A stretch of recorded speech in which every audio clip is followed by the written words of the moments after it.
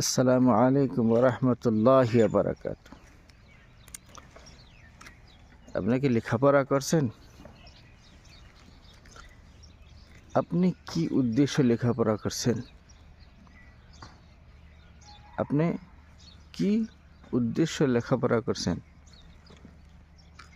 দয়া করে কমেন্ট বক্সে যদি লেখেন, তাহলে হয়তো আমি একটা উপকার পামু বা আমি উপকৃত হম। বন্ধু সকল, আমি এই প্রশ্ন এই কারণেই করেছি যে শিক্ষা মানুষের জীবনের পরিবর্তন ঘটায়, শিক্ষায় মানুষের সমাজের পরিবর্তন ঘটায়। কিন্তু চিন্তা করলাম যে আগের জমানায় মানুষ অশিক্ষিত আছিল, বহুত অশিক্ষিত আছিল, শিক্ষিতর হার খুব কম আছিল। কিন্তু মানুষের মধ্যে শিক্ষার অর্জনের যেটা উদ্দেশ্য, সেটা মানুষের অন্তরে বাকি ছিল। তাই হয়তো সেই সমাজ এক সুন্দর সমাজ হিসাবে গেছে। কিন্তু বর্তমান সময়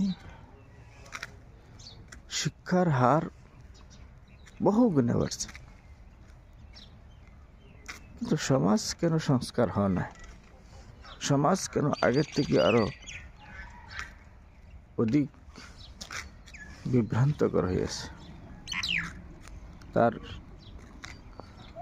কারণ কি হইতে পারে? সমাজের যে ছবি, সেই ছবির মধ্যে দেখা যায় কি কারণে অধিক পরিমাণে শিক্ষিত সমাজের মধ্যে অসামাজিক কাম বৃদ্ধি পেয়েছে। কারণ সামাজিক অসামাজিক দুয়োটার জ্ঞানই তো একজন শিক্ষিত মানুষের আছে। তাহলে কেমনে বা কি কারণে হয়? সেই প্রশ্নের উত্তর আমি খুঁজতে খুঁজতে পাইলাম যে আসলে শিক্ষাটা যে উদ্দেশ্য অর্জন করা উচিত,